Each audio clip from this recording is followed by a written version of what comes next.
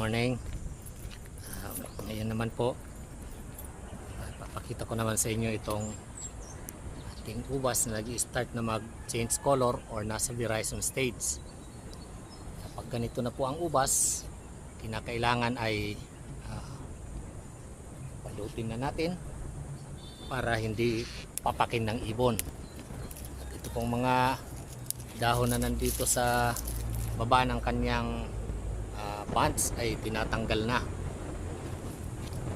Pati po yung side shoot, kailangan tanggalin na yan kasi kinakailangan na ng kaunting sun exposure ng bunga. At the same time ay hindi na agawan ng nutrients para mag-focus na po dito sa bunga, kasi ito ang stage na ang berries ay abrupt ang kanyang paglaki.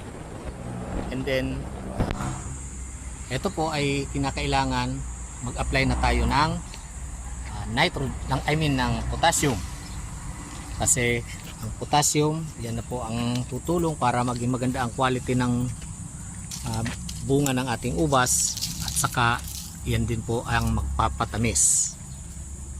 Yan na po.